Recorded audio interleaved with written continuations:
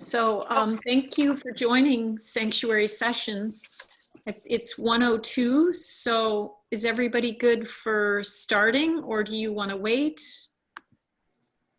Me? Yeah, do you want to start, or do you want to wait a little bit, or how are you? Since there's a replay, anybody who comes in late can check out the replay, Okay. and then we might have people coming in who were here 2 weeks ago who didn't miss much. But depending on, it looks like a lot of new faces here. Is it Deidre or do you pronounce it Deidre? Hello, were you here 2 weeks ago for my part one? Okay, so we got 2 people who were here, and then Gina. Hi, Gina. Were you here 2 weeks ago? Okay. No, I'm not. Okay, so we have a few new people. What I was planning to do was, you can always go back and look at the replay, but I was saying that there might be some unique information that comes up because when we have a new group, there's always new energy, and I'm inviting participation. I don't want this to be passive. I want everybody to be interactive, but only if you feel comfortable. Nobody has to say anything. You can sit there, have your avatar on the screen, and just enjoy listening if you want, but you can feel free to participate. And for those of you who don't know me, I'll just introduce myself, and then we'll play it by ear, whoever wants to join in. And if you join in after we started recording, this is being recorded. There is a replay. You can rewatch the first one, and you can it's rewatch on, this. I'll just interrupt. It's at 6018north.org, and all of the previous sanctuary healings, Rhonda's previous 1 and 2 by Alice Berry are all there. And I should probably say thank you, Rhonda, for doing this. Rhonda was the, when I first thought that this is what we need right now, and because everyone's experiencing this differently, I reached out to Rhonda. She's an amazing artist, visionary, healer, and all around beautiful person. And so I thought she would be the perfect person to help guide us through. And so we developed this Sanctuary Sessions self-healing for creatives while quarantined. And so like Rhonda said, they're all on our website, the previous ones. And then I'm going to let Rhonda speak right now and guide us through this change, time of unprecedented change, loss, financial, economic uncertainty and loss, and help us bring us to a better place. So thanks, Rhonda. Sure, thank you. And I always love working with you. Whenever Trisha asks me for something, I tend to say yes before I even know what it is. So it's always a pleasure, and I love what Trisha does with 6018 North. So I'm happy to be here. And for anyone who doesn't know me, I started out making paintings some years ago, and then I switched over about 5 years ago to making sculpture. And my sculptures, I feel, showed more of who I was authentically as an artist. They bring much more of what I care about into the work. So I felt like this is really me. This is who I am. My sculpture is about healing, personal transformation, cosmic wonder. But when I put a sculpture on a pedestal that's about healing, that's about protecting yourself energetically, I felt like I don't want to just put a sculpture there and leave it. I have to do something else to connect with people. So the sculpture is one thing, but I ask every institution if I can, where I exhibit, how can we do some programming? Let's do workshops. So I started doing workshops with as many art exhibitions as I could, starting with journaling workshops, helping people work through self-doubt. And anybody can participate. You can be an entrepreneur, you can have any kind of job, but a lot of artists show up since it's the art world. So we work through a lot of self-doubt and other kinds of issues in these workshops. And when I'm doing these workshops, I feel like, wow, I am in my purpose. This is fish and water territory for me. And that's what I'm supposed to be doing. And I did not expect art to be the conduit for that. But just as an intro, in doing these workshops, I realized that so many artists are dealing with the same stuff. And people feel like, oh, I'm the only one who's got imposter syndrome. I'm the only one who hates my work or struggles with procrastination. But when we get in these groups together, we find out everybody's dealing with this stuff. And there are very few people who raise their hand and say, oh, I don't have any self-doubt. That never happens in my workshops. So it's something we're all dealing with. But now add a pandemic to that, and a lot of those issues that we might be dealing with become magnified, either because we don't have our coping mechanisms, our distractions, whether it's overconsumption of certain foods or a very, very hectic schedule or a big, busy social life. A lot of those coping mechanisms are out the door, out the window. So we have to find other ways to deal with it. And sometimes that means it's magnified. Or some of us can overconsume or dive into some of the coping mechanisms, and then that also magnifies the problem, because it's like, well, why am I overindulging in XYZ? So I don't know if I can offer much about the financial aspect.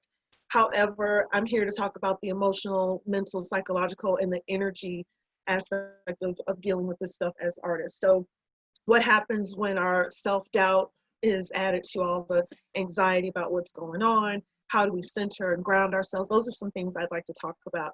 And forgive me for repeating, because I do want to do an overview from last time for those who did not get a chance to hear the replay. And of course, you can go back and look at the replay, and there might be some other information. So just as a recap, and I do need cheat sheets. So if you see me looking down at this paper, I have to use these notes because I've never been through a pandemic before. And I had to really rethink, how do I reframe everything I've always talked about in this context? So I've prepared thoroughly for this occasion.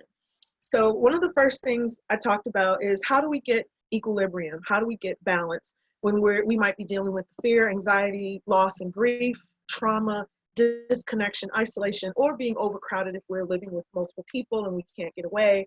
How do we hold it together? How do we, what do we do when we're wasting and expending all this energy to appear to hold it together, to be strong for other people? Because some of us are playing that game too. I talked about how we're thinking. And I talked about, number one, if we're feeling something heavy, or if we're feeling anxiety or other emotions, to, number one, don't deny how you feel. Don't judge yourself for how you feel. Don't beat yourself up for how you feel. So we want to be compassionate with ourselves. We want to be easy on ourselves, but we also want to address it. I talked about the avoiding toxic positivity. Toxic positivity is that thing where people act like you're not supposed to have any negative emotions. You're not supposed to deal with if you're negative and dealing with negative. Oh, you're a negative person. Stay away. Sage. No, you have to deal with that stuff, because it's going to go somewhere. If you repress it, it goes somewhere. It's going to come out some way, whether it's a rash or an explosive argument, or it can evolve into disease, even if we don't deal with it. So I gave an example about spiraling and how you would get out of spiraling, or a worry pile up. If one negative thought leads to another, and all of a sudden you end up in a hole. And I talked about how, if you can remember, if this happens, to find one positive thing, one thing you're grateful for, happy about, one thing that's going well. And it's like a ladder being put down into that hole. And the next positive thing you can think about is like going up one rung. Each positive thought that you have is like coming up one rung at a time until you can bring yourself out. And I talked about how a lot of spiritual teachers talk about stay in the moment, live in the now, and how difficult that is. When I hear that, I'm like, how do you do that? It's like easier said than done. Nobody can just, when you're worried, when you're in anxiety, it's like telling somebody to snap out of it. Be in the now. Well, my now is anxiety. My now is I'm worried, I'm afraid. So I talked about one of the quickest ways to bring yourself back into the now is through your breathing. Because when you focus on your body and your breathing, sometimes when you're worried, you're not present in your body. So being in the now is, equivalent to being present in your body. And if you're breathing in the moment and you start to pay attention to your breathing, it brings you into the now. And a lot of us are often holding our breath while we're worried. We've got this exhale and we've paused on an exhale and we're not breathing at all, or we're shallow breathing. But if we start to just bring our attention back to our bodies, even scan our bodies, and then take a deep breath into the belly, where the belly pushes out, where we're using all the lung capacity, and then fill up the top of the lungs. If you start paying attention to that in this deep breathe, this inhale and then exhale, and you're focusing on it, it's hard to think about that negative thing. So that is one quick way that I have found I'm able to get into the now, when just telling yourself, focus on the now, doesn't work. And the other thing is, it can be really tough to remember, oh, I should do that thing where I'm in a hole right now, and I should do that thing where I think of positive stuff. Nobody remembers that. Most people don't remember that when they're spiraling, so it's a habit you have to develop. So I talked about how in moments when you are feeling good, you can develop this relationship with the part of you that sometimes spirals and gets into worry pileups. Create a list of positive things, of things you're grateful for. And I mean, some people think they have to have these big grand things. Oh, I'm grateful that I have $1 million in the bank. No, you don't have to have something grand. You can be grateful for the smallest things. And it's so humbling to recognize the little things that you have, like running water.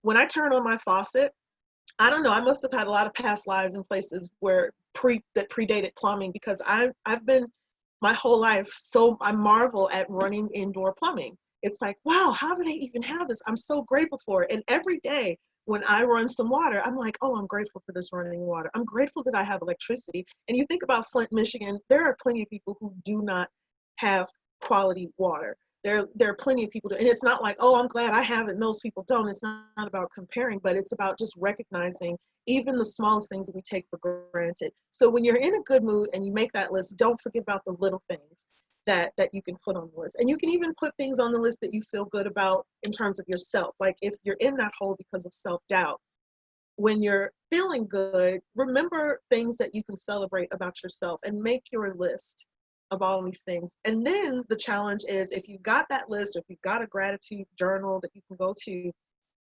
the challenge then is to remember that it's there so that you can use it at a time when you're not feeling that great. And it's about developing the habit, maybe putting post-it notes, putting reminders to self, etc. And I mean, I know that that might not be the end all be all problem solver for everybody, and it takes steps. And it might just be that the very next time I spiral, I might fall down. It might take me a longer time to remember. I might get deeper into the hole before I remember, oh, I can use positive thinking. And sometimes I might just ride it out, lay down and just ride it out. And that's okay. And then there's always, we know individually when we need to seek professional help, when we need to call a friend, as long as we don't overburden that friend. Hey, Edna. I am just and Yolanda, I'm just doing an overview for anyone who's coming in. I'm doing an overview from last time. So as people join in, you won't miss this week's. And also there's a replay of last week, 2 weeks ago, I did the first part of this 3-part series. So I don't think anybody's gonna miss anything if you're coming in late. So yeah, I was talking about spiraling and writing down things you're grateful for, favorite things you love and appreciate about the world, about other people, about yourself. And sometimes people have a hard time getting into that mode in their own voice. But if you ever had someone, whether it's a teacher or a family member or a friend, who sees the best in you, who believes in you, if you need to hear these good things in their voice, listen to it, hear it in their voice, use them, the memory of their positive words, their belief in you, use them as a way to pull yourself out rung by rung out of that hole, climbing up the ladder. So I think that's the overview. And my friends who were here last week, Sherry, Rebecca, and Sarah, remind me, did I get to the part where we had examples of artist number 1, 2, and 3? I know I did that with the Creative Capital Workshop, but did I get that last week? No. Okay, awesome. So I've got plenty of content left. And so 2 weeks from now, I'm doing part 3. But let's see how far we get, because I'm leaving room for conversation. So, if Trisha says it's okay, we might even need a part 4. I'm down to do that. But before running into that, I just wanted to open up to see if anybody who was here last time has comments, questions, or reflections about part 1. Or if anybody just joining today has a question, because I know I went lightning speed through some of that. We spent a whole hour on that stuff last time. But anybody want to chime in, just unmute and go ahead. Yeah, I just wanted to say that, the idea of having tools for the toolkit, and just every day being so up and down, I just found it so helpful that, you just went over the tiny reminders that you can leave yourself. And then when it's not being a good time or a good day, you just have that to sort of fall back on. So I got so much out of that. Thank you so much. Thank you. And I forgot that I called it a toolkit last week. I think, we talked about, thank you for reminding me of that, but we talked about having a little box even where you have your list. It's like your rescue kit, a toolkit to help bring yourself out of a negative spiral if it happens. And so when you're feeling good, you put this box together. And we talked about maybe there may be a letter to yourself. Someone named Tina, who was present last time, shared a story about how she was feeling good once and made a video conversationally to herself. But we see that in movies like Total Recall, where, you know, Schwarzenegger made the video talking to himself, the forgotten version of himself. And we can do that too now. We've got the technology. You can make a video to yourself. And it's, if you can get in the mood or the energy to encourage and uplift yourself, there's nothing like seeing your own face, hearing your own voice telling you something. If you can, you might want to do audio, you can do written, but you can create a rescue kit to help bring you back to center. And but I just also want to say, I don't want to make it sound like this is easy. So it's a step-by-step thing, and it can become a habit over time. But the first time you do it, it might be wonderful, it might be great, but some people may struggle more than others. But you want to be compassionate with yourself, no matter how much effort, no matter how much time it takes to get into the mode. If you have to get professional help, if you have to get other people involved, that's fine. We don't want to beat ourselves up about that. But if you are taking a step, you know, and you feel compelled to beat yourself up or criticize yourself, that's a sign you need to do the opposite. So go ahead and say, you know what? I took a step, I attempted this, I'm going to congratulate yourself. So spend some time thanking yourself, congratulating yourself for even the tiny thing that you are able to do. And anybody else have any reflections or questions? You can just unmute. Sherry, you can go ahead and talk. I was just going to thank you for giving me the, saying that I'm a mess, and I realize that I'm privileged in that I have my studio, I have a large space to be in, but I'm still a mess. And you gave me permission to do that, and I kind of understand it more now. So I'm grateful for that. Okay. When did we talk about being a mess last week or 2 weeks ago? Yeah, did we talk kind of. okay. You know that we are experiencing something that's somewhat, you know, makes you anxious. Right. And the other thing, we give ourselves a break if we're feeling, I mean, like I said in the beginning, a lot of us we were already dealing with stuff before this thing hit, and now it's magnified. There's even more piled on top of it. So even more reason to give ourselves a break. So if no one else wants, I want to just make sure anybody else, you know, does anybody else want to say anything before I jump into this current thing? And I'll go past 2 p.m. for anybody who wants to stay if we're not quite finished, because I know we spent 20 minutes doing the review of last time. But anyone else want to say anything or ask a question? Okay. And I would like to review something from last time. Bao, who was present, Bao was a high school student when I met them a few years ago.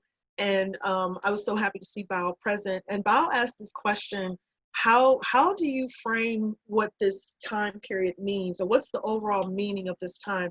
And I honestly said, I don't know, and I'm not trying to answer that question right now. I think a lot of people are trying. I look on social media and there are these sites that are trying to define the moment. I'm like, no, this is not a time to define the moment. We're in it right now. We don't know what the moment is, and it's our job to just survive it, to get through it, and to help other people if we're able to do that.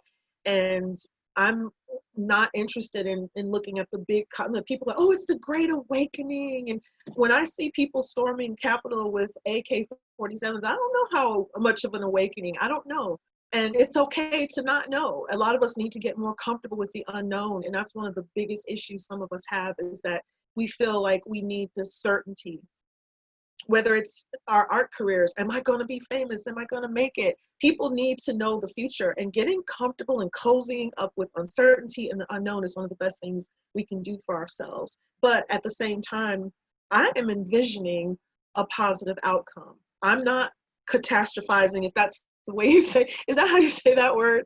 I'm not envisioning greater and greater catastrophes. And even if really bad things do happen, did I hurt anything by envisioning a positive outcome? For me, no. For some people, it could be devastating to do that, but I know what's comfortable for me. I'm seeing things, you know, the sun coming back out at some point, you know, and I'm just, and I'm doing things like this because I have something to give. I mean, and I deal with bouts of depression. I'm a caregiver for my mom, and she has to go to dialysis 3 days a week. She's got comorbidities, but she can't shelter in place.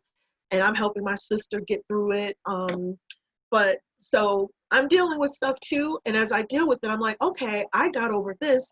How can I help other people? Or I'm dealing with this too. So it's like, you know, nobody's above everybody else, you know, and when it comes to our position. But if we know something, we can help other people with what we've been through, what we're currently going through. So if that's it for comments, I will move into the next segment, which is about how we as artists deal with our levels of productivity and working as artists right now. Is that cool? Okay. So I have these 3 different scenarios, and we can add more if we like, but I have the scenario for artist number 1, 2, and 3, and I'm just going to talk about their situation briefly and then how they might deal with it. So artist number 1 during this pandemic might be using every day to create outstanding artwork. This artist is thriving. They're working from the heart. They're full of passion. They're seeing through their vision. They're making it happen. They're posting on social media, showing their process. But they're a little bit tired, a little more tired than usual. They can usually work a lot more, but they're noticing they're a little bit tired. However, they keep pushing on. And I'm using the they pronoun just to be neutral. They are going to keep pushing forward anyway, because that's what they're used to doing. Okay, that's artist number 1. Artist number 2 is using every day of this pandemic to make work. This artist is super productive, and they're trying to meet all their personal goals because they want to post on social media and show what they're doing. They want to get feedback from friends, and they feel really good when they get all the likes and the interaction with people when they post on social media. But they have a lot of anxiety around meeting the goals that they've set for themselves and getting enough done. So that's artist number 2. Artist number 3 is procrastinating, and they're using every day of this pandemic to beat themselves up because they're not producing a thing. And they're thinking, but if I'm not making art, who am I? And they're feeling bad about themselves because they're not like artist number 1, whose work they see on social media, who's doing all this great work. And they're also not like artist number 2, whose work they're seeing. They're seeing the work that artist number 2 is doing, but they don't know what artist number 2 is feeling, but they're judging themselves based on what they see these other people doing on social media. So each artist is, you know, might be struggling just a little bit. But last time I also talked a lot about, I think I talked about journaling. And this is going to show what journaling can do for these individual artists. So one of the things I recommend just during this period for everybody is there is no one way to get through this.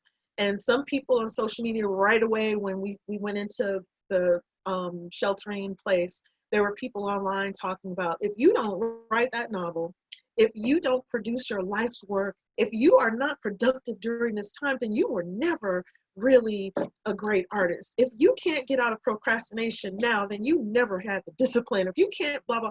And they're just, it's like they're putting all these demands on people. And I know people were feeling pressured when they would see that. But I loved seeing how other people came along and took those same memes and then did strike-throughs and corrected them by saying, if you just need to get through the day. And what I'm going to say is, when it comes to people following that thing about you got to be hyper productive, people need to be true to themselves and authentic to themselves. Some people might be working really hard as an artist because they don't feel worthy as a human being if they are not making art. They don't feel they have value if they are not creating. And if they stop, their value stops. They might be working 9 hours a day, and it might look like passion from the outside, but on the inside is coming from a very unhealthy place. That person needs to be true to themselves and figure out how they really need to be working. That person would need to work on their self-value and maybe going through a quote unquote dark night of the soul where they discover, oh, I do have value just as a person. Sometimes it takes a really heavy experience. And I'll say for myself, I never felt like that. You know, I never felt like, oh, I don't have value if I'm not creating art. However, I did go through a period where I stopped making art, stopped showing new work for years. So it was maybe 3 years, but some people are so afraid to stop. Some people are making their money off of art, and I always, you know, encourage people to have multiple ways of making money just so that we don't get stuck in one mode. But what was happening to me, I had no idea what was happening. And like earlier when I talked about what was I going to say? Sorry, one second. I talked about wait a second. Totally lost my thought, y'all. That happens sometimes. So, I was an artist. I stopped making work for a while, and I thought that it was because, I was uncomfortable with the unknown. I didn't know what was going on. Am I experiencing a block right now? And I was willing, I had to step back and would be willing to say, maybe I'm not an artist anymore. Maybe I can let that go. And I felt like that was the bravest thing. It was scary to say that, but I think it was necessary to go through that. And I didn't know what was going to happen, but I just followed my heart. And some people go through that period where their creativity leaves, and they think it's a punishment. They think it's a bad thing, but it might just be a reset. It might be something else going on. And that's where we really have to get comfortable with the unknown. And I liken it to when a caterpillar goes into that cocoon and they turn into mush, and they don't know what's going on. They're not sitting up questioning like, oh my God, I have no idea what is next for me. Like, what's my next step? And they're thinking caterpillar thoughts. No, I don't know that or when a seed gets planted underground, it's very dark, but there's a lot of growth happening there that can't be seen above ground. Do they even know what's happening? Am I ever going to rise up above the dirt? So a lot of times we're going through something like that. And in my case, I really love sharing this story because sometimes when people go through these periods of creative blocks, it is that not that there's anything wrong, but there is something new trying to emerge. And during that time when I was shut down and not creative, I was pursuing other things. I started developing a greater interest in crystals and taking workshops. I was becoming more of who I already was. Instead of just reading spiritual books, I was taking classes to become an energy healer. I started diving deeper into these practices. It's like this whole process was happening and I couldn't see the bigger picture. I didn't know the final outcome, but I had to get comfortable with all those unknowns and just follow where's my heart guiding me. Sometimes your heart's guiding you to rest and recover. Sometimes your heart, and during that rest, there might be some growth happening. A lot of people think they have to be moving and productive in order to be progressing and growing, but a lot of growth happens in stillness and quiet. And that's what was happening to me. When I reemerged and eventually I said, you know, if the art comes back, it comes back. And it did. And that's when I started to feel like, oh, I'm interested in moving into 3D out of 2D. And wow, I'm interested in bringing all this other stuff that I am into the work. So the art didn't just become 3-dimensional physically. I'm just now realizing that as I talk right now, that the art became multi-dimensional on an energy level. I was bringing my writing. I'm a writer. I went to school for writing, not art. I brought my writing into the work. I brought my healing side into the work, the compassion, the ability to connect with people, my teaching spirit, all of that has become my art. So I tell that story just to say that sometimes when you get creatively blocked, it might not happen it might not be years, it might be weeks, it might be days, it might be a couple of months. It could be some years, but staying open to the unknown, when I came out of that on the other end, I wouldn't trade that experience because there was something wonderful that came out of it. Everything I'm doing now, I feel so in my purpose. And sometimes it takes a lot of, when I say darkness, I mean like your eyes are closed and you can't see. I'm not talking like some people think darkness is bad. When I say dark period, I mean a period of unknown. And there's magic in that. So I just wanted to say that as a side note, because it's so important to recognize that sometimes when we can't work, we don't have ideas, we don't need to force it. Sometimes we're grieving. A lot of people are grieving right now and don't even realize it. So we just need to get in touch with ourselves. And back to the main point, somebody has said something in the chat. Oh, okay, Edna, you can watch the replay. It was so good to see you. Thank you for being here and have a good day. I hope you're well. So where I left off, I wanted to talk about journaling because that is one of the best ways I know how. Other people might use therapy, go to a therapist. For me, journaling since I was in 5th grade has been my self therapy. It's been my personal therapy. And honestly, there are people who come to my workshops and they're like, oh, how do I develop a practice, a journaling practice? I don't know how to get into it. And sometimes they're pressuring themselves to write every day. And I say, write when you need to. But one of the things I'm dealing with in the journaling class I'm teaching is that some people need a certain push to get into the habit of journaling. For me, it's a habit. If I have something going on, a level of confusion, if I need to vent, if I need to problem solve, I run to my journal and have this, even if there's something really negative that happened and I'm feeling awful, I feel this good feeling when I'm about to journal because I know I'm going to work on it. And I know that this is my way out. This is my way of dealing with it. But so back to artists 1, 2, and 3, and artists like us figuring out, how do I need to be right now? The best way to go is you have to be true to yourself, not what someone else is doing on Instagram, not what people are saying in memes and posting on Instagram. We have to be true to ourselves. And being a regular journaler is one of the best ways to discover who you are, to gain the self-awareness, to figure out what it is you need to be doing, to be authentic to yourself. Gaining authentic awareness of yourself, journaling is a great way to do that. And there are many, many ways to journal. Some people think they have to write tons. You could do bullet journaling, you could do some art journaling. It's just a way of keeping the thoughts from going round and round in circles to writing them down and making some progress. And I do recommend for certain types of journaling, it might be a valuable exercise to try free writing. And that way you're not getting caught up in the grammar. When people journal, it's just for you. You don't want to censor it. You're the audience. So you're not there to write like Toni Morrison. You're not there trying to win a Pulitzer. You're there to get your thoughts out. So if you feel like writing like a caveman, a cavewoman, go ahead. Use the simplest words. Don't worry about punctuation or grammar, or don't get caught up in, I think I need a new paragraph in the transition. This doesn't sound right. It's about letting this information pour out and opening the floodgates. And when you write in that way, and some of us need to write by hand, some of us need to write on a computer. I write on the computer because my thoughts are going so fast. Some people journal on their cell phones. I don't know how they do it, but I'm not going to discourage it if that's how they do. I might say, hey, why don't you try these other ways and see what works? And if you want to do the cell phone, I mean, I use, sometimes when I'm preparing for classes, I use a giant sketchbook, and because it has so much more room on the page. When I'm planning workshops or planning something, you might journal in a giant sketchbook.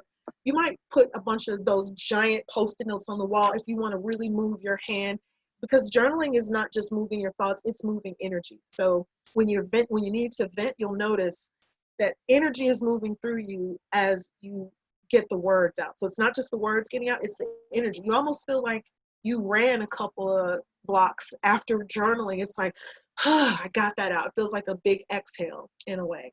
So yes, journaling, doing free writing as sometimes you might have to sit with your thoughts and go slowly, but if you have a lot of thoughts and they're moving fast, that's not the time to worry about semicolons and grammar and spelling. Just misspell everything. I go back to my old journals, and as long as you can read it, that's the only thing, is if you want to reread it. Some people write some things that they don't want to reread. Some things that we need to write down, we can write it outside of our journals and burn it or rip it up and get rid of it if you feel like it's toxic information that you don't want to relive or reread. By the way, sometimes when we go back and look at old journal entries, it is akin to bringing the chemical reactions back into our bodies, that it's like we're reliving a negative experience. We can be reliving old negative thoughts. So destroying old journals destroying old entries that may be separate from a journal can be healthy. And the act of letting go of something that you've written also speaks to your subconscious. If you want to write something down that you're releasing, it's a great way to cement that you are releasing it by ripping it up and letting it go. So that is my really quick intro to journaling. I usually do 2-hour workshops on journaling, and now I'm doing an 8-week class on journaling. So of course there's so much more to be said about that, but let's bring it back to the context of these 3 artists, number 1, 2, and 3. And before I do that, does anybody have a comment or a question about anything we've discussed so far? You can just unmute and talk. Anyone shy right now and really want to say something? Okay, I will keep going. So artist number 1, that productive artist who was, a little tired, but just passionately working productively every day of the pandemic. This artist writes in their journal, and they might realize and totally affirm through journaling that yes, they have a healthy work ethic that's true to them.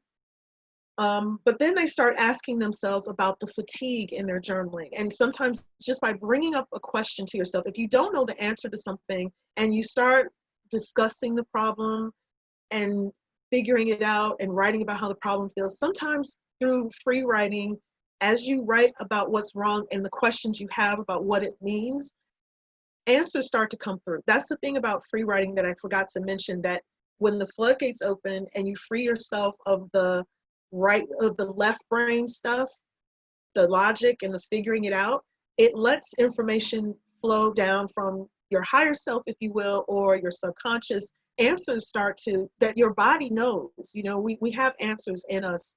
And free writing allows, it's like the difference between a drip and a fire hydrant that is just explosively flooding the street.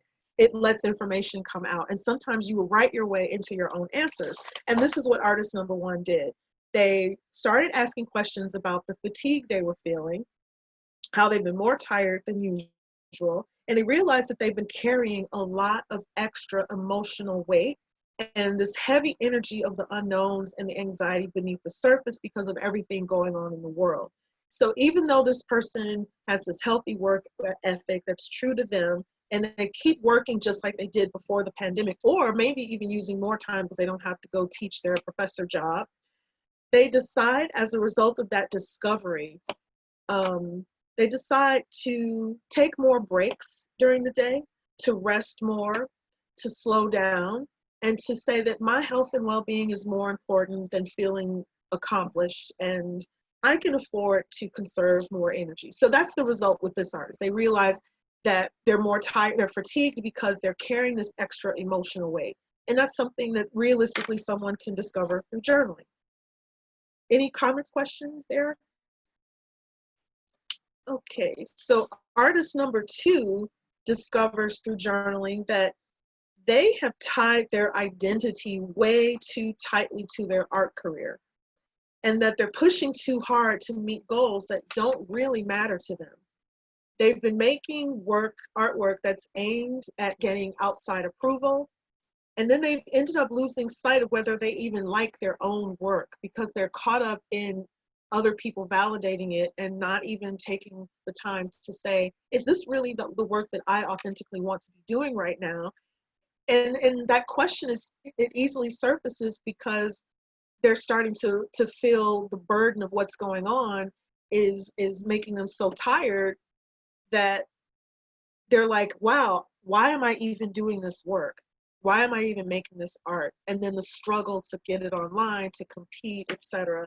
So they decide to take a break from social media and to do some exploratory journaling about some concepts that they had never before explored because they didn't think other people would like them. So the journaling process allowed this artist to realize that, hey, you know what? I'm so busy thinking about what other people think. What about what I think? What about all those ideas that I never even wrote down because I didn't think other people would like them? Maybe I'm going to go use this time to pursue those ideas. Okay. And then artist number 3, the one who procrastinates and looks at other people on social media and thinks, oh, I want to be like them. Artist number 3 starts to journal and discovers that they are worthy. They're a worthy human being, whether they're making art or whether they never make another piece of art again in this lifetime. That's a big leap of a discovery. Some people they never get to that point, or it takes them a long time. But it might, you know, we never know how long it takes to reach a certain realization, but they do realize that they are being a perfectionist, and that they couldn't even start a project unless they had a 100% guarantee that it would be perfect and that everyone would love it. So it made it really hard to start if they couldn't have this sense of who would like it, how much they would like it, etc. They also realized that instead of judging themselves and their artwork and their output based on artist number one and what they see artist number one doing on Instagram, they could learn from, instead of judging themselves by that artist's productivity, they could instead learn from artist number one's meticulous step-by-step approach.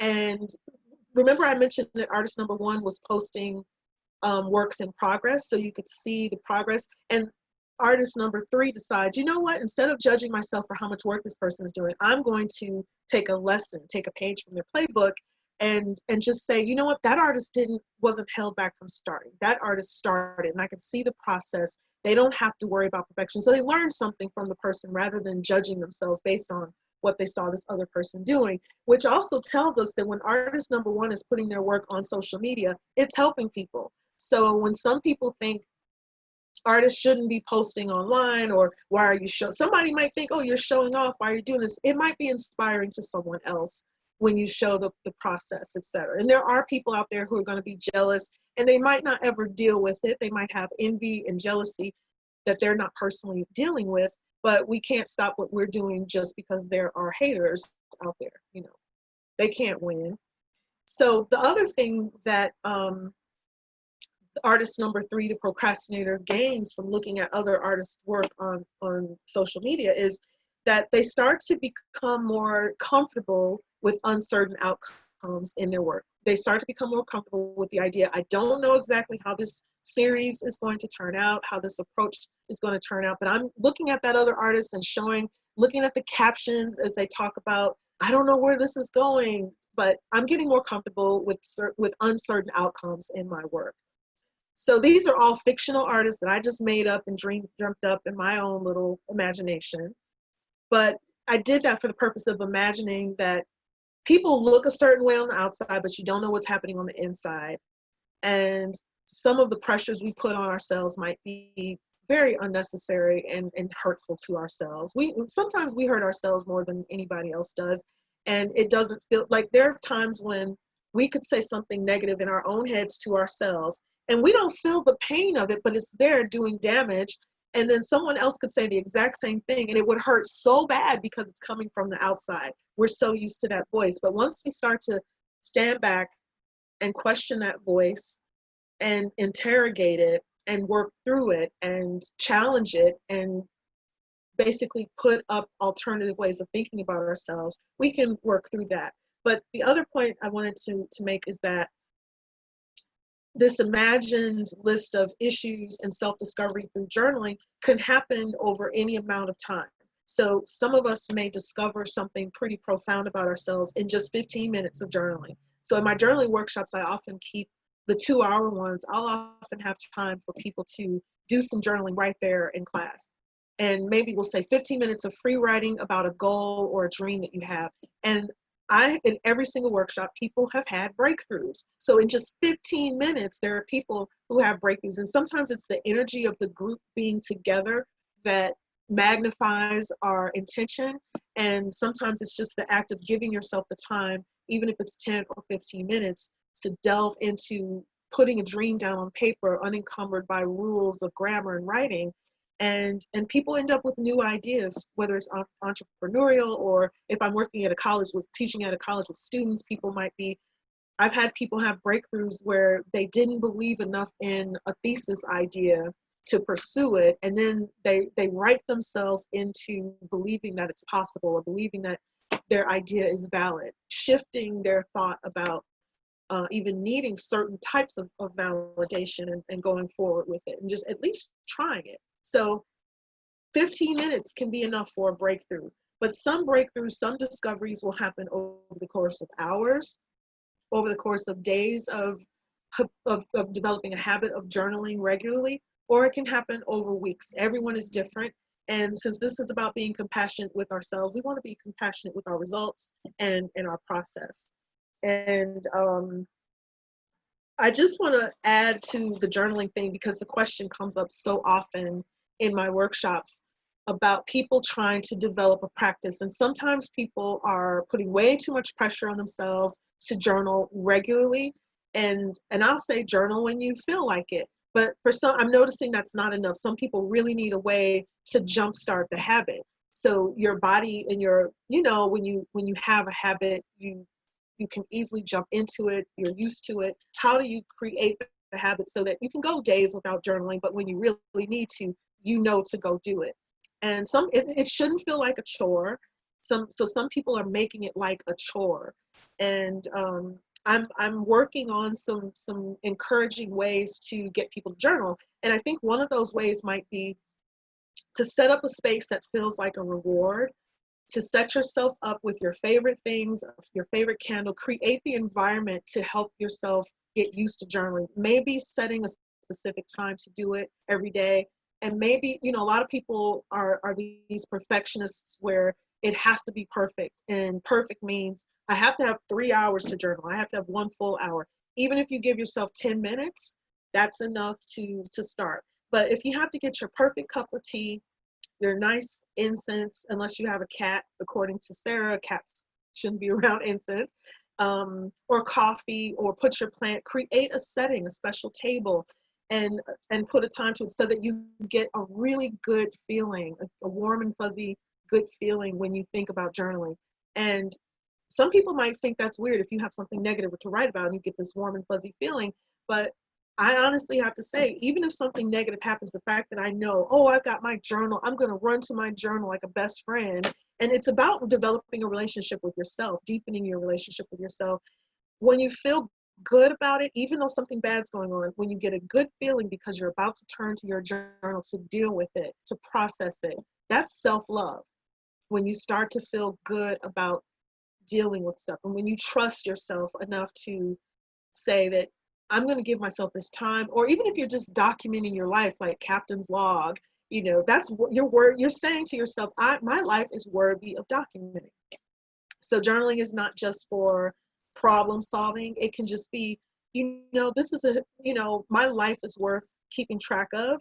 And honestly, because I can go back decades and decades to journals, I feel kind of lucky. I do have a period of time in college where I did destroy some journals, and I don't regret that. I did for a while, but now I'm like, you know what? I don't think I needed to go back to those, but I can go back to the 80s in my journals, and I can look some stuff up. And most of the time I cringe, but and I always felt like I never want people to read my journals, but I started to do something I never thought I'd do. I started performing, and I would read heavily curated excerpts from journals, and I would jump from 1988 to 2012 and have these connected threads. And that can happen. I mean, that's what I do as performance, but sometimes you can go back and look at things, and there's a beauty in that.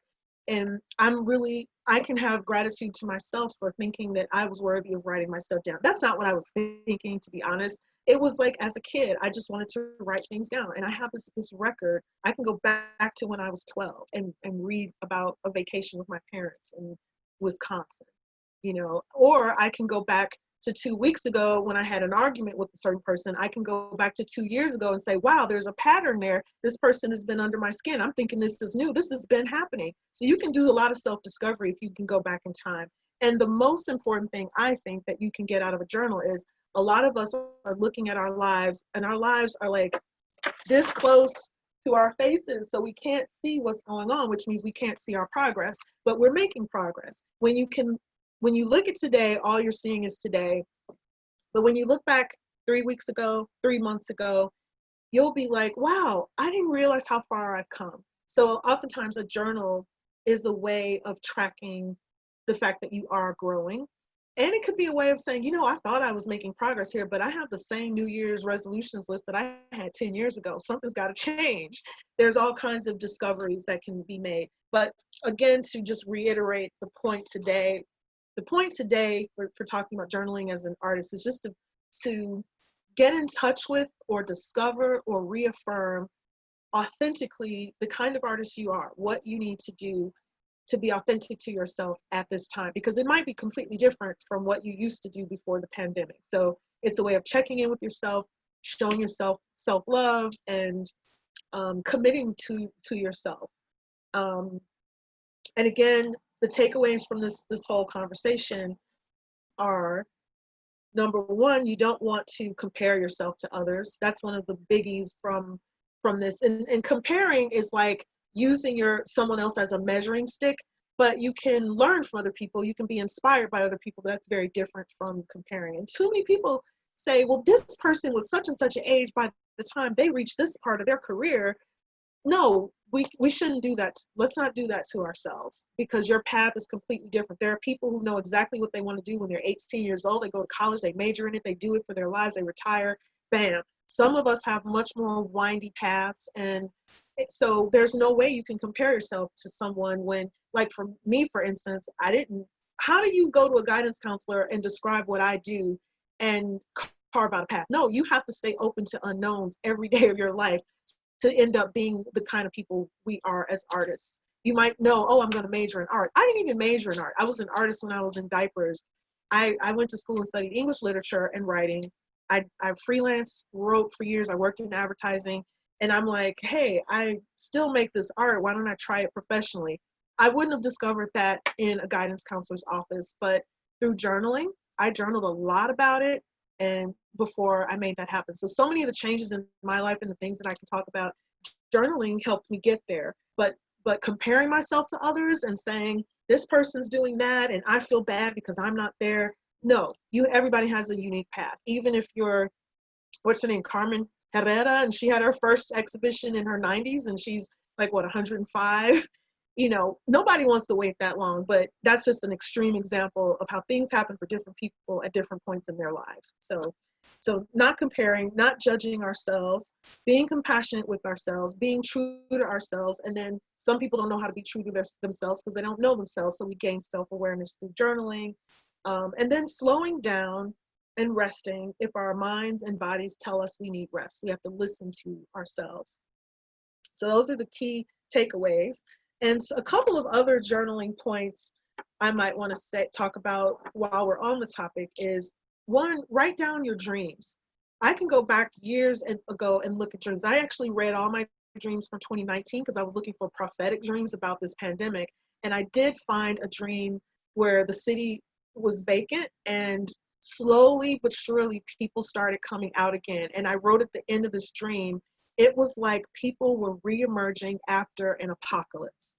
And there were people playing tennis from really far away from each other, like in 2 different yards. It was similar to these videos I've been seeing of people playing tennis from rooftops. And honestly, I discovered in 1996 1996 was the first time I recorded a dream, which 2 years later came true. And so sometimes we dream of the future because time is an illusion. And if you keep your dreams written down, we've probably all dreamt of the future, and not everybody remembers their dreams, but if you do, it might be nice to write them down. Also, your subconscious speaks to you. There might be emotions that we're not aware of or we're not dealing with, and maybe we tried to repress, and our dreams will say, oh, wait a minute, you're not fully facing this, so let me just show you what you're not looking at. And we can learn a lot from our dreams. And when you do write them down, it's nice to have a dictionary to decode and decipher the symbols. Dreammoods.com is a website that I recommend. They used to have a search function. It hasn't been working for more than a year, so you can just click on the letter and it'll go moose to, mustache or something, and you click on it and you can look up your word. They have a lot of words. There are bound book dream dictionaries, but nothing has been as good for me as Dream Moods. And a lot of other websites have stolen their content and copied them, but I do prefer Dream Moods and their dream definitions. But at the same time, you have to look at your personal relationship with the symbols and try to interpret the best way you know how. Look at your recurring dreams. Look at how recurring dreams change, because if you have a recurring dream and say you're always running from something, some authority, that's actually, to be honest, that's one of my recurring dreams where I'm running from authorities. And I was having these dreams when I was like in that period of not making art and not being an artist anymore. And one day the dream changed. So when your recurring dreams start to change, you know that you have changed as a person. Something in you has shifted, and your recurring dreams are showing you that. And when I say recurring dream, I don't mean the exact same dream happening. Hey, Monica, I don't mean the exact same dream happening the exact same way. It might be a recurring dream theme that pops up. It could be the same, you're doing the same thing, but it's a different scene, different characters. So for me, I was running, and it was some kind of authorities. I didn't know who the authorities were. I'm not even sure what all the dream represented, but and I would look for hiding places. And this one dream, the last time I remember having the running dream, I was in this place, and there was an expressway, and there was this building that had this underground space with cinder blocks. And I was trying to assess which would be the best route, run across the expressway or hide under this building. And the authorities were getting closer. And this change overcame me. And I said, you know what? No, I'm going to just confront the authorities. And I faced them. And it's not like they were arresting me. It's not about that. It's about running from something and versus confronting it. So I made a decision in this dream, the first time I ever made this decision in the dream, to confront the authorities, to not run, to not hide. And then a trickster comes along. Some girl who I went to elementary school with comes up to me and tries to help me find a hiding place. And it's like this, it felt like a test in the dream. And I'm like, nope, I am going to deal with this. And that might have something to do with me making the shift from not making art for several years, which had its purpose, to finally moving into this space that I was supposed to be in. And some people have recurring dreams where their teeth are falling out. Raise your hand if you've dreamt of your teeth falling out. A lot of people have had that dream, and for everybody it could mean something different, but largely that's about losing control, losing your grip, losing your bite, or losing freedom. But it can mean a lot of things. You have to look at the other clues in the dream. So there's also car. I don't have a car. I don't drive anymore. I have a license still. But a lot of people have dreams that they're driving a car, and maybe they're driving from the back seat, or they can't put the brakes on. Cars tend to be about how you're moving forward in your life. So there are a lot of clues as to how you're driving the car, whether you're able to handle it, maneuver it. That's a message. But the main point there is write your dreams down and be, if you care to, if it's something that's interesting to you. And I also recommend, some people keep a separate dream journal, but I do recommend keeping your dreams written down in the context of your daily life. So if you're writing down what happened in a day, you want to keep your dreams there, because if I have a very interesting dream, I'm going to want to look at what else was going on in my life, because dreams are not separate from your everyday life. Sometimes I would have dreams that I was putting up curtains or reinforcing a door or changing locks when I felt like there was someone being too intrusive in my life, and I feel like I was reinforcing my aura somehow. So looking at examples like that, and just looking closely at your emotions in the dream. Your emotional state is a big clue as to what the dreams mean. Another very important thing for artists especially is we can use journaling as a way to write our way out of creative blocks, if the creative block isn't meant to last years like mine was. So you can write your way into discovering what you think this block or period of stillness is. It could be a period of stillness before transformation. It could be about you moving from an old you to a new you. And a lot of times in those transitions, you need to be still, just like crops need to be fallow for a while. You might be remineralizing, just like the earth, during a period of a block. So people think of these dry spells as negative, but it might be a period of remineralizing or reinvigorating your creative arsenal of ideas, and your eye might be developed. You might be taking in. And like I said earlier, this relates to that earlier statement I made about how people sometimes think they have to be moving and hustling in order to feel like they're progressing and growing, but a lot of growth can happen when we're still. And sometimes we're forced to be still if we don't take breaks. Like, how many people, the only way they'll stop and rest is if they get a cold? And how many people get a cold as soon as they have time to get a cold? That happens to some of us. And yeah, and then again, the other important thing, the biggest takeaway today is how we define productivity for ourselves. So if your heart moves you to create 9 hours a day, and if that feels healthy for you right now, and you don't feel like you're trying to keep up with someone else, you don't feel like you're trying to prove your worthiness through that 9 hours of creativity a day, then that's great. Listen to yourself, listen to your body as well. And if you feel like slowing down, don't fear like, well, I'm going to lose. You know, people aren't always thinking about internally. Sometimes they're thinking, well, if I don't keep creating new stuff that's great, I'll lose my place in the art career. My career will slip down. But I'm here to tell you, you can step away from the art world for several years and come back, and it'll still be there. Look at Louise, or was it Bonteque? Lee Bonteque. How long did she leave the art world? For 20 years and came back? She just went within, and she didn't stop creating, but she left the art world. And that can be healthy for some of us too. So yeah, that's the main message. And it all stems from, if you're compassionate about yourself, it's easier to do. The more compassionate you are with yourself, the easier it is to decide that you're going to listen to yourself and not the outside world. Because so many people will say, well, you got to keep hustling. You have to this, you have to that. And these comments are valid when there's no pandemic, but because there is a pandemic, it's even more crucial to listen to yourself, be true to yourself. And now I will pause. I think it's a little after 2, so I'll.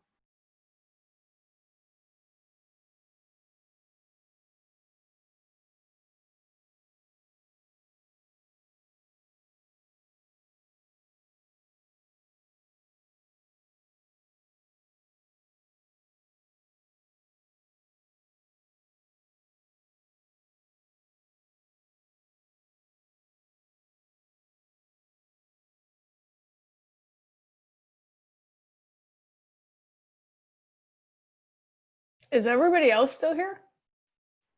I think Rhonda just froze. Oh, and now she just. It's funny because she said, let me just pause.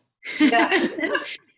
And then she did. And then I noticed, I thought it was my computer. And then I noticed you guys were all moving and she wasn't. You know what? Yeah, I thought perhaps the Zoom room was reserved for a certain slot of time, maybe. No, but we're it's here. like, it's 3 hours. Oh, Okay. I mean, maybe she'll try to come back. Oh, sure. She could just enter the Oh, room. wait, she's just, her internet went out. She'll come back. But in the meantime, there's one thing that she mentioned, that Rhonda's not defining the moment. And so she also, we've also working with Dana Major, who some of you guys know. And so next week, she's going to look at the moment through a crystal reading, and to not define the moment, because if you've ever had a crystal reading from her, she sees you as you are. So she's going to try, she's up for it. It's a little daunting to try to like see the moment, but she's going to see the moment through who's ever in the room together. So it won't be like seeing the whole world's moment, but it'll see the moment as the group is experiencing it. So she's practicing that this week because she hasn't. so next week, Wednesday? Yeah, that'll be next Wednesday, and you can use this same Zoom link. Oh, okay. Yeah, all of the Wednesday healings. So Alice and Rhonda have been using the same Zoom link. And Rhonda just said her internet's rebooting. So that really was like, she went into a galactic like pause, and now she'll like spiritually come back healed from another dimension. I was just like going to pause, and she really did. You know? When I was a little girl in New Zealand, people would borrow an expression from Australia, which was if you lost something, it went on a walkabout, which was back from when the Aboriginal young men would go into the outback, but they would like leave work, but they were just doing a spiritual quest. So then I always tried to think about, when I lose something, what's the spiritual knowledge that it's gaining while it's gone, you know? That the object is gaining? Yeah, I mean, if I lose like my wallet or something like that, you know, if it's gone on a walkabout, well, what did it learn while it was gone? That's cool. Does anyone, if anyone has any questions for Rhonda, you could type it in and then she would get it when she comes back. I had a question but everybody here can just respond to it too. Tips for remembering dreams. I used to be able to do this better, but I am on meds now. Well, I've been on meds for, decades. So I don't really remember as well as I used to, a couple decades ago. I remember things that I believe happen right before I wake up. But they're just pieces. There isn't really a narrative. Do you have tips for remembering? Besides, don't take drugs. No, I mean, these are meds. I would say write down what you have. Yeah, I feel like I have a really hard time remembering I'm the same way. Like I remember like really specific aspects, like little snapshots or like a certain way that I felt in that moment or whatever. Yeah. But I have a really hard time stringing them together. And it also seems like the more you try to think about it and string them together, like the harder it is to remember. Well, I think what happens for me is I start remembering it. Maybe this happens even in the dream sometimes. And I'm immediately figuring it out. I'm saying, oh, I had this dream. The day referent was because I ran into so-and-so and they mentioned this. And so that explains that. And I dreamt that I was only from the waist up. And that's from mobility problems. I'm having trouble walking, but also Zoom. And it's like, oh, that's cute, But I didn't go further with what that means. I was shorter than everyone else. I mean, but see, it's just that. But then I immediately, what the mind does, I start assigning meaning to it. And I think that stops me from remembering more. Do you know what I mean? Oh, no. Because the mind is. You're over focusing on that one aspect, and it. I only remember like one aspect at that time, but the rational mind or whatever takes over. Yeah. And it says, "Oh, here's a narrative. Why don't you try that one on?" And I'd like to just quiet that and see, is there any more stuff?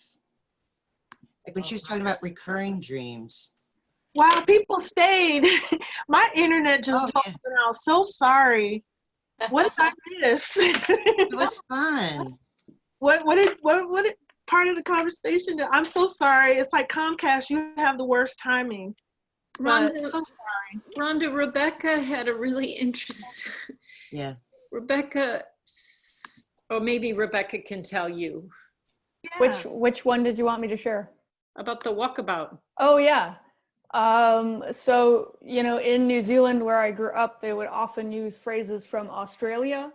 So if something got lost, you would say it went on a walkabout. Oh. But that in Australia, I mean, that's obviously derogatory of the Aboriginal people who used to, or probably still do, like leave what they're doing to go have a spiritual awakening in the outback.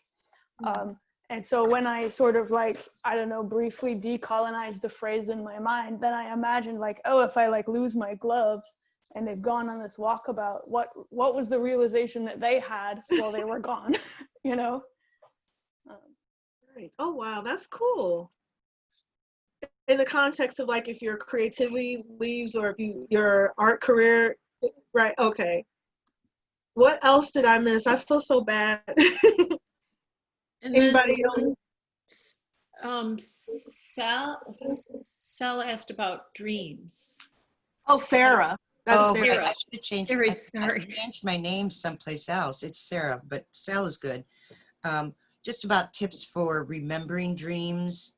The actual dreams, I just remember little fragments or images, and then I'm immediately seem to be assigning meaning to it, or saying, "Oh, I know why I dreamt of that I only existed from the waist up is because I've had mobility problems and the Zoom stuff, Oh yeah. But I'm afraid that I'm stopping the recall of more dreams because I'm immediately doing meaning. I mean, I'm assigning meaning right away. It's as if to explain things away.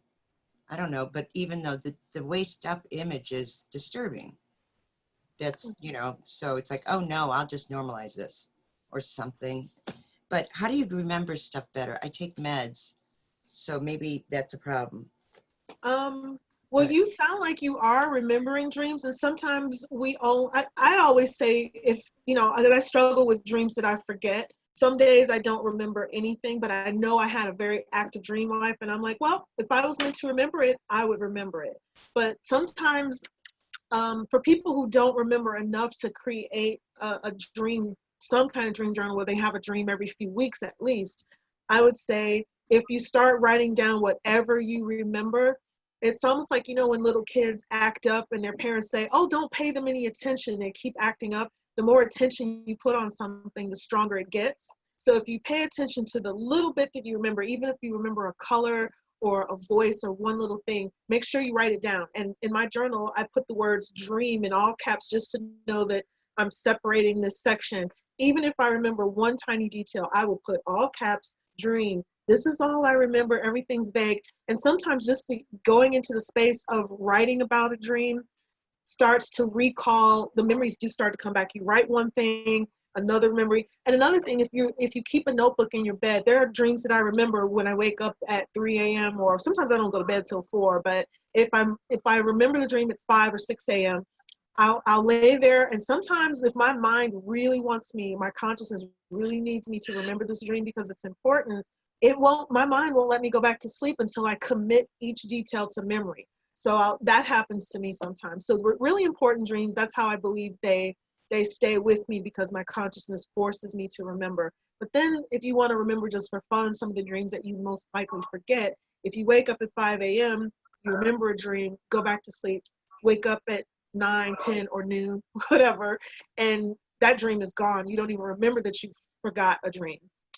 But if you keep a notebook in the bed and maybe a little lamp if you need one, that's one of the best ways. And the handwriting is so tough when you wake up at 6 a.m., but it's so fresh. Like if you can make out a couple of the words in your handwriting, your middle of the night handwriting, it might jar the rest of the memory. So sometimes it's not that you forgot the details of the dream, but you forgot that you had the dream. And if you just see a couple of details, it will bring it back. Sometimes just walking around in the world, you see something, it triggers a memory.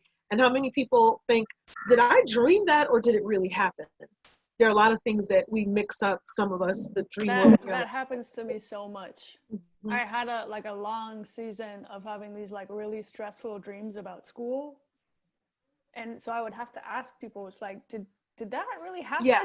And they'd be like, did I say this to you? Yeah. No. That's, so many dreams are different. They have different purposes. And the more you write them down, if you can remember them, the more you'll tell the difference between this dream feels like a dream about the future. This dream is about emotions I've been avoiding.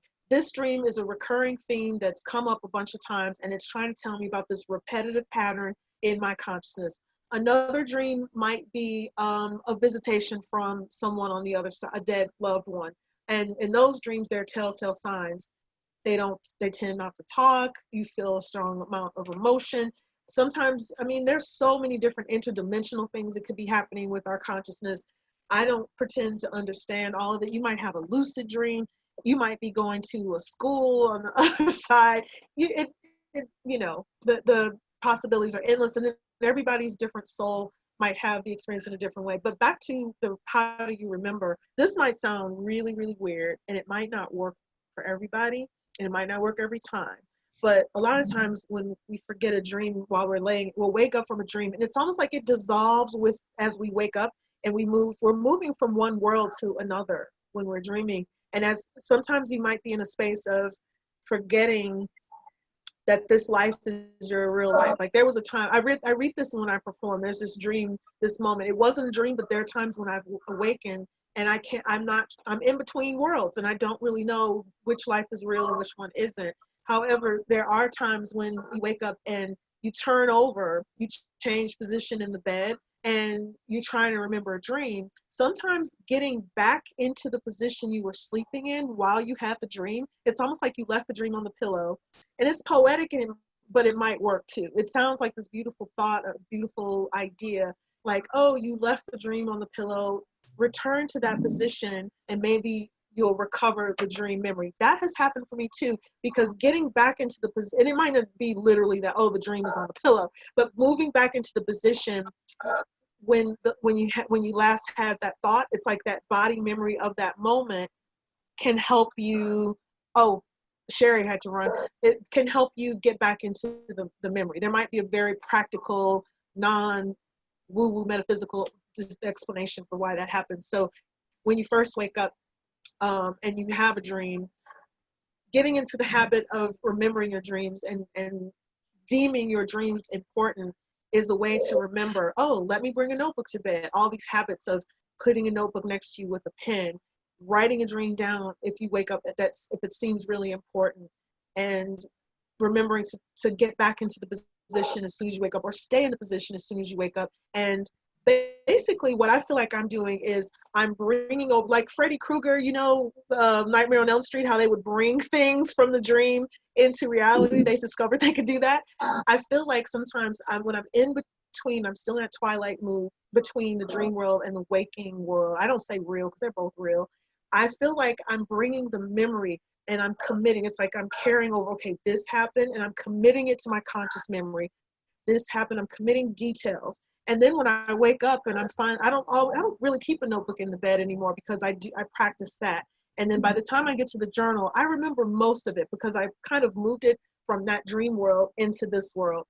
And another thing that I keep track of is, what are my thoughts about the dream I just had while I'm still in the twilight period? Because sometimes that level of consciousness knows more about what that dream means because you haven't started to get into your left brain logic. And a lot of times your left brain logic can be very helpful and analytical in figuring things out, but the right brain just knows. And it might not even be the right brain, but it might be part of your spiritual self, the dreaming self that is more spirit-based.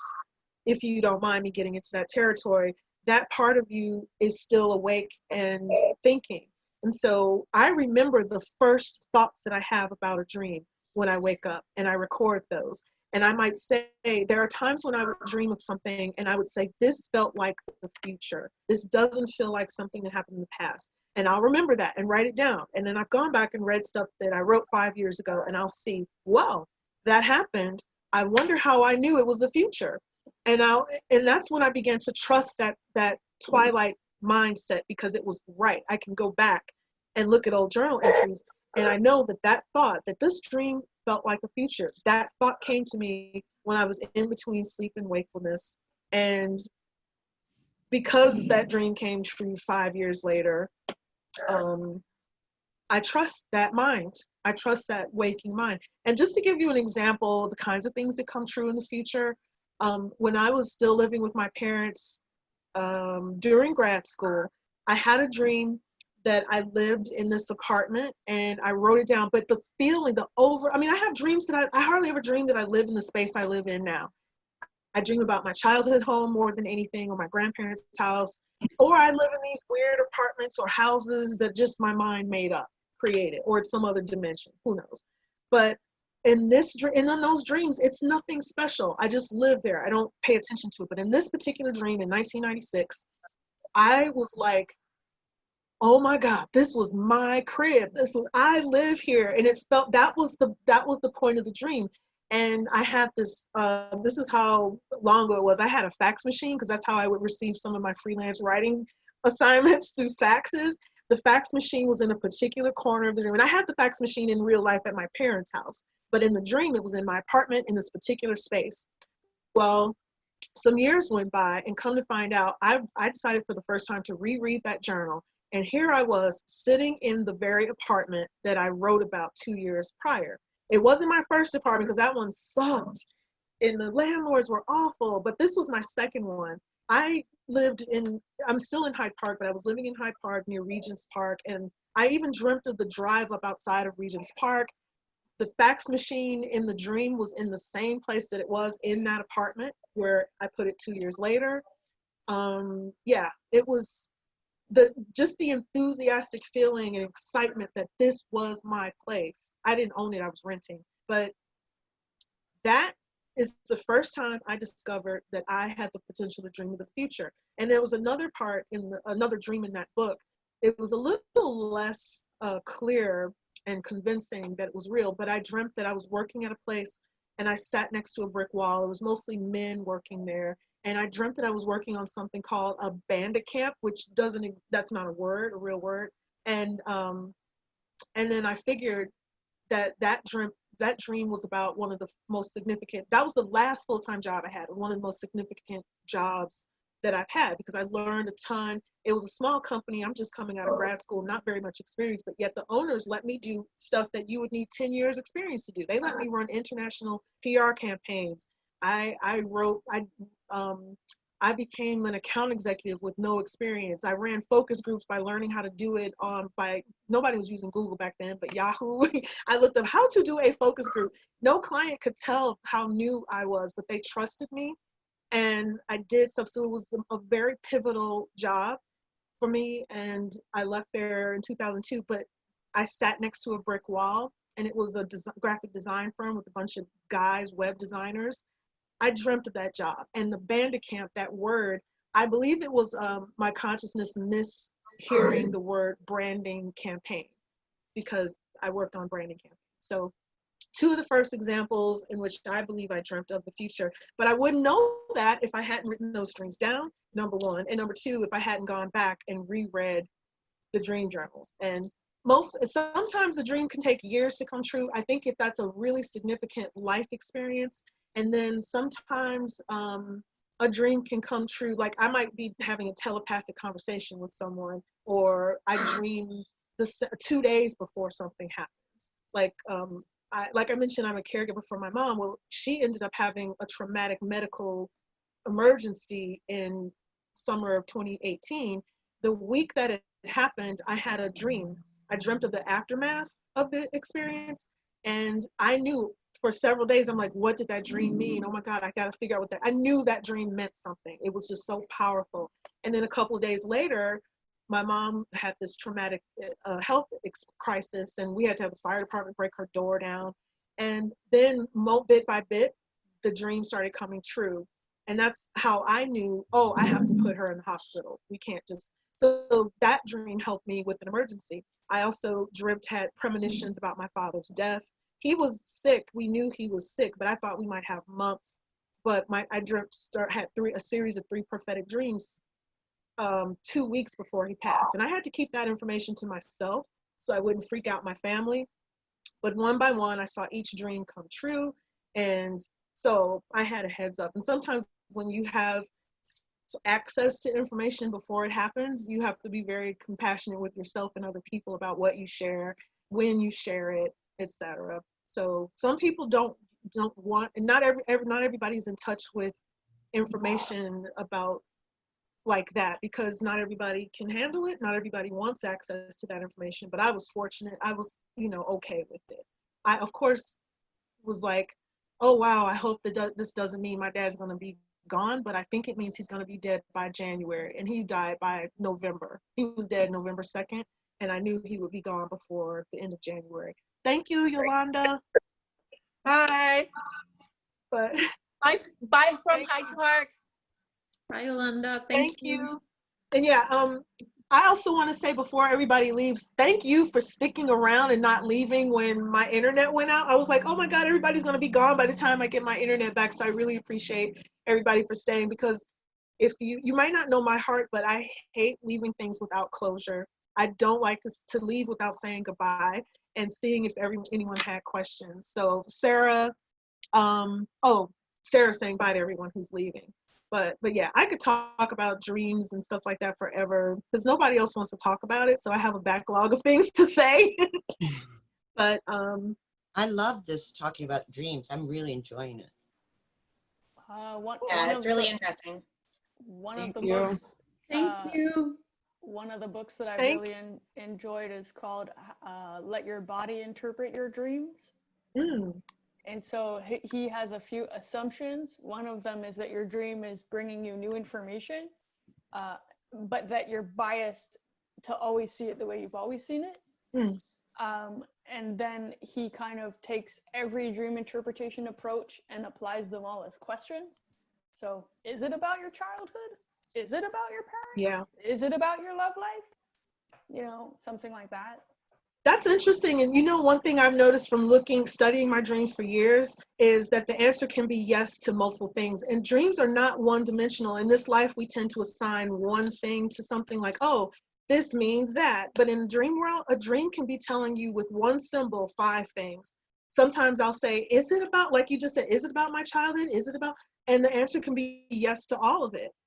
You know, and I've noticed that. I'm like, wait a minute, this dream can mean more than one thing. And that was such a breakthrough when I realized that one dream symbol can be telling me multiple things at one time. And that's when it comes, when people talk about living in a 3-dimensional world or different dimensions, that's one way of thinking of different dimensions. One symbol can be communicating on several different levels at the same time. And it's a very smart, clever thing, but it's like multi-dimensional language. It makes me think of that movie Arrival, about the aliens who are behind that glass, who kind of land in all these different countries, and they have to find out, well, how do they communicate? And they communicate, Circles. they're outside of time, and they have those circles, but everything's outside. I don't want to give spoilers for anybody who hasn't seen it. It's a brilliant movie.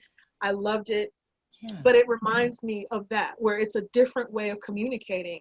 And I know that people can say one thing and it's deceptive and they mean something else behind it. This is totally different, where the intention is I'm going to tell you something about your work life and your childhood and all the kids you had disputes with as a child with this one dream symbol. It's about all of these things at one time. And that was a huge revelation for me when I realized that dreams were speaking with one symbol, they can be saying multiple things, speaking on multiple tiers at one time. So it's different levels. So it's the same thing where if you have a life experience, you can interpret it from the gutter level, and you could be like, you know, oh, I hate that person. And you can get to the street level and be like, well, I'll get over it. And then maybe a higher level, you start to see the full purpose of why something happened. So there's all these levels of seeing and understanding things, and dreams can be similar in that they're multi-dimensional, multi-level, and they could be saying multiple things with one word, one symbol. You were saying symbol, you mean literal symbol?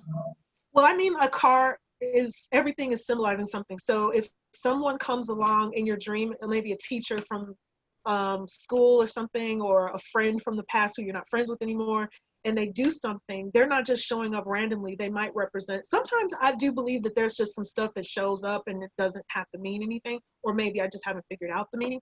But there are people who show up who represent things. Oh. So there's this kid who betrayed me, who backstabbed me in high school. And whenever she shows up in a dream next to someone else, she is warning me. I'm getting, my mind is telling me, the dream is telling me, watch out for this person because she has some tendencies like old backstabby over here.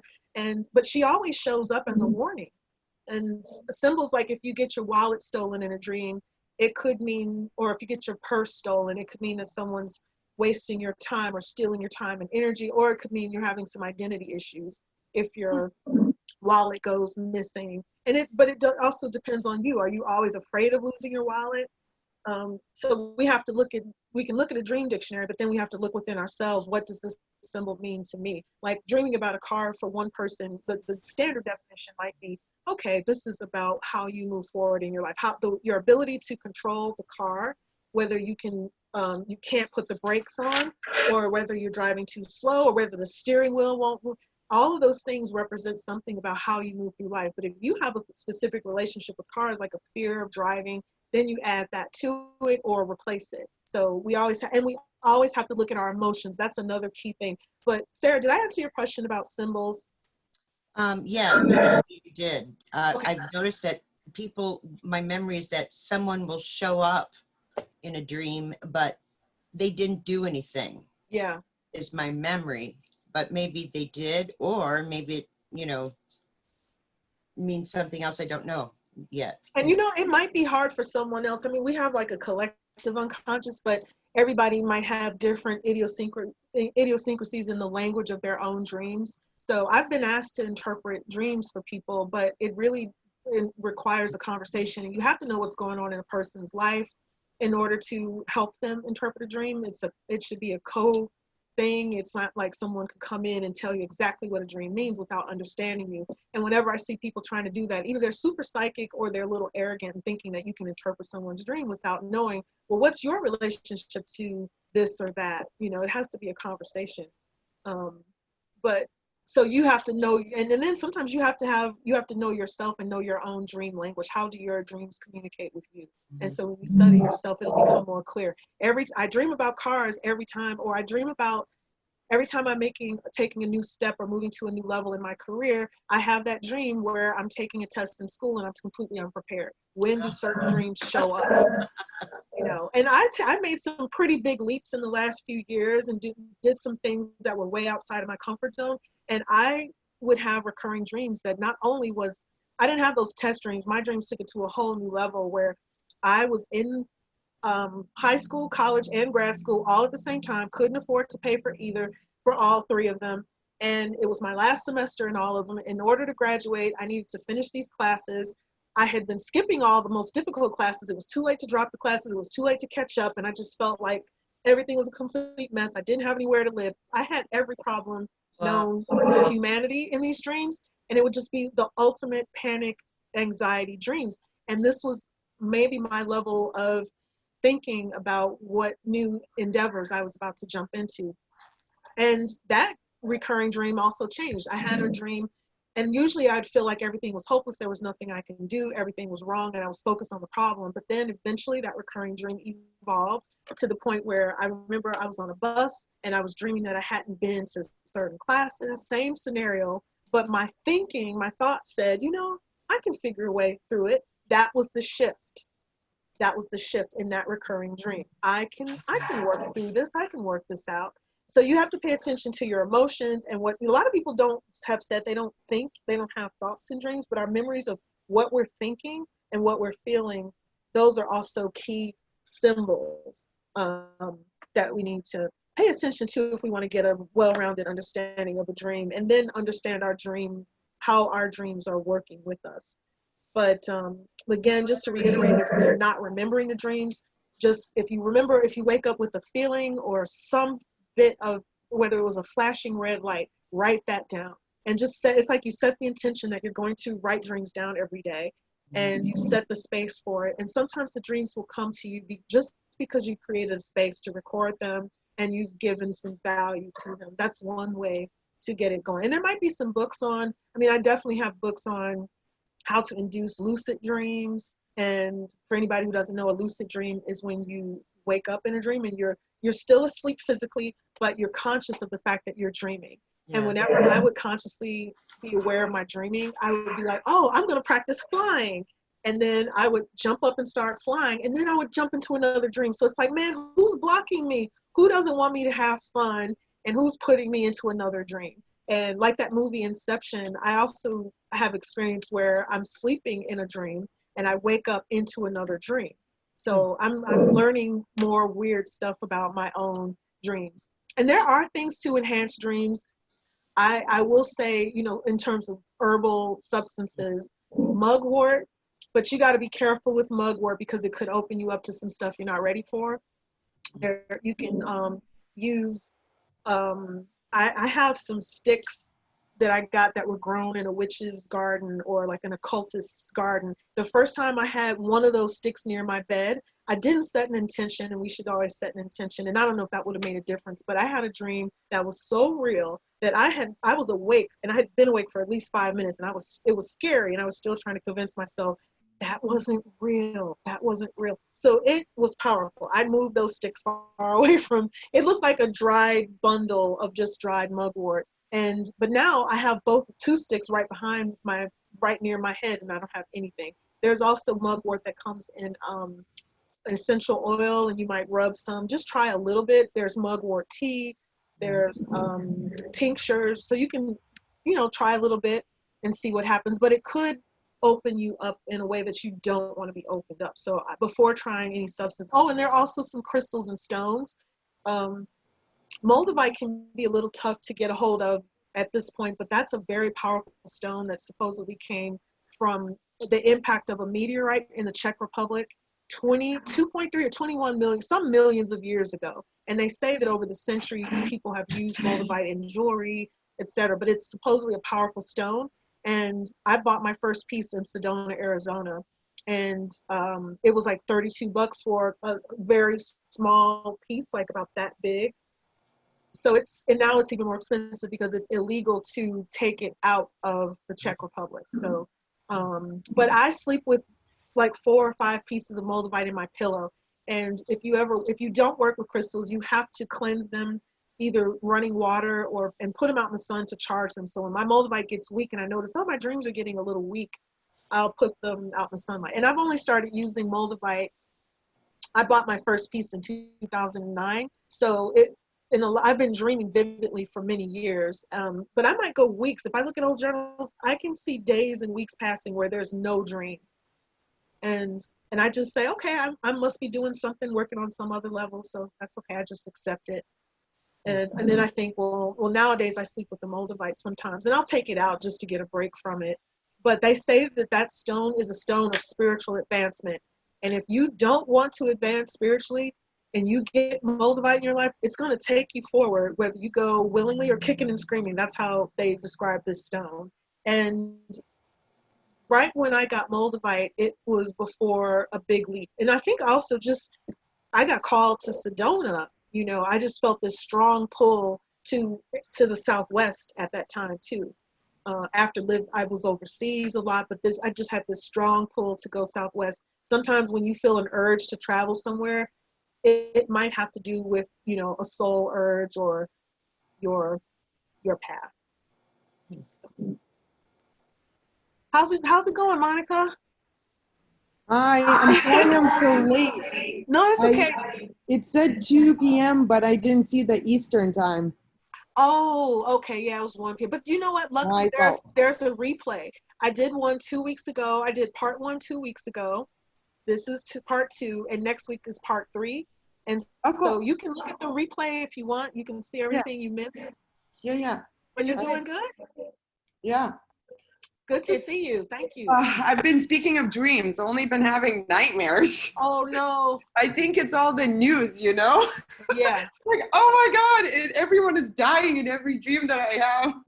So it's bad, whatever. Yeah. Sorry about that. That's rough. Yeah. Well, you might set an intention to say, I want to have pleasant dreams tonight. Sometimes if you want to set an intention for a type of dream you want, you can write it down, put it inside your pillow or under your pillow. Sometimes it'll work and maybe not, but you might be processing something that you're feeling. So sometimes nightmares aren't a bad thing. It might just be that there's a part of you. I heard a Chinese herbalist. Remember, Trisha, when we had the Sanctuary Sunday and Khadijah came in, the Chinese herbalist, acupuncturist, and she talked about how dreams are like, there's the part of the body that's processing, and your dreams are like things that you haven't processed. So nightmares might be necessary if you're not dealing with something if you've got too much on your consciousness. So it might be it might be purging. So we think of nightmares as bad, but sometimes it could be purging so that you're not sitting with that information somewhere else in your body. Yeah. You know? Glad you shared that. If I hope that was helpful. One thing, Rhonda, you're doing it the week after.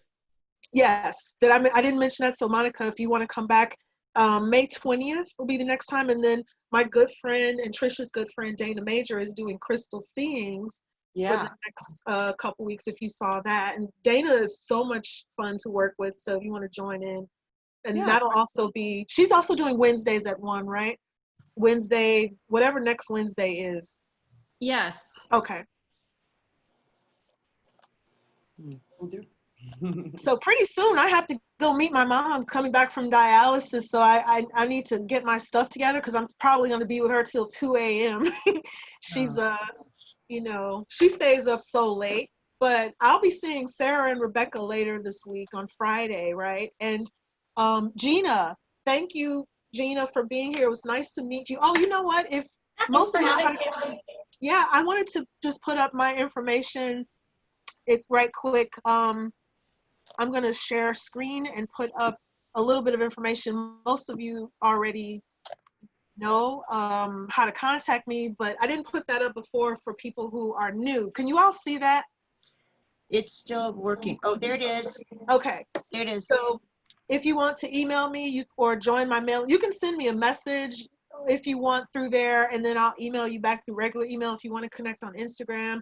And then Twitter, I have an account called Spark Elevation. That's a new business I'm developing where I talk about all kinds of stuff like this, relationships with yourself, with other people, you know, all that kind of junk. But that's just if you want to keep in touch.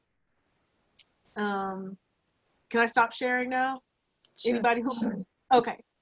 Yeah, I forgot to put that up when everybody else was here, but thank you so much for showing up today. Thanks, It really is nice to not be talking into a void and to be talking to actual people who I can see. So thank you for showing your faces. Nice to meet you, Gina. Thank you. Nice meeting you. Thank It's you. been really interesting. I've had some, I really enjoyed the journaling conversation. I'll give you, since it's my first time, I feel like I have to give a comment. So I'll tell you what, I like wrote a couple things.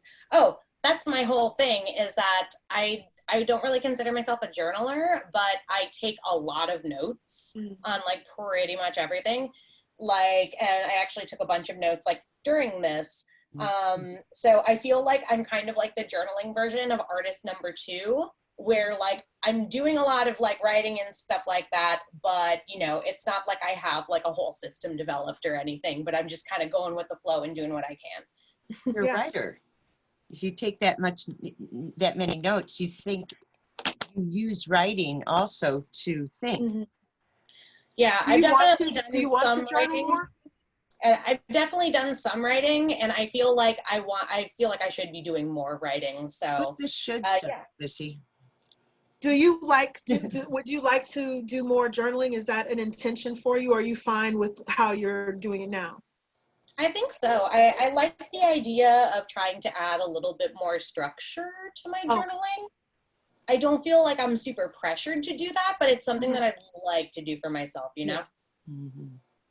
Yeah, and I feel like if I'm a huge note taker as well, so maybe if we're alike in that sense, you know, you'll find that structure. And I mean, for me, I don't have a lot of structure. I just write Saturday or whatever day, the day of the week, the day of the month and the year at the top of a journal entry. And I'm just using a word processor like Microsoft to do my journals, because then I can do, the searchability is the key there. I can go back and use the find feature and look up someone's name and see all the times they were acting like a little shit or something like that, or when I was angry or had a problem, or I can look up how often something shows up in my dreams. I can do searches, or if I want to look up how many times I'm getting headaches or something like that. So doing that, that's how I stay organized. And just the fact that I put the word dream in all caps before I write a dream down, and I'll come back to my journal several times a day. I might write for 10 minutes if I have something to say, and I'm doing it all on the computer where I'm also doing my work. So I'll go back and forth between work and journaling as needed. And the less pressure, the better. And sometimes, I mean, you end up organically developing your own kind of system anyway. So yeah, that's kind of what I try to do, is just like get down the information, like put some kind of context where I can tell when I wrote this, you know. Yeah. Absolutely. Yeah, and I think it was really awesome to hear all the discussion about journaling and stuff and types of artists. So cool. I really enjoyed that. Thank you. Thank you. And if you can come, feel free to come back the next 2 weeks for part. I actually developed this workshop for Creative Capital, which I did the workshop with them a few weeks ago. So, but I fit this into 1 hour, and I'm breaking it up into 3 parts because I'm going more in depth with each section. That's good. And next week, 2 weeks from today, I'll be talking about a lot of other smaller tactics for just dealing with this time period, different things we can do to stay grounded and centered. So whether you join us live, and having people here live is great because it means we have conversation, other people can get questions answered, or other people can learn from each other. And I think when someone shares an experience, other people can learn from that. So I'm not the only one saying, yeah, this works for me. And if someone else can testify that, yes, I tried this, yes, this worked for me, it's very helpful. So if you're available and show up, it means a lot. And other people can watch the replay. You can look at the one, Gina, that we did last week, or 2 weeks I keep saying weekly, it's bi-weekly. So the one we did the week before last. And if we feel a need, if there's more information, we could do a fourth one. And yeah, but I have a little bit of information left. But it seems like every little thing gets so stretched out that we can keep going forever. And like I said, I love talking about dreams. And in reading, I even enjoy reading my dreams publicly when I do those performances. I haven't done any in a while, but I think the beginning of 2019 was the last time I did a performance reading from a journal. And I read dreams that had lessons. Like isn't it cool how you can have a dream and it's like all wrapped up like a Saturday Kids special, and it has a nice little neat meaning to it. Sometimes I have those dreams. They feel like little parables. But yeah, I got to start getting ready to fetch my mom and work with her for the rest of the evening. But it was such a pleasure to see your faces. And I really appreciate you, Shona. And I really appreciate you all sticking around when my internet went out. Thanks, Rhonda. That Thank was you again. Bye. Thank you, Patricia. Bye, everybody. Bye.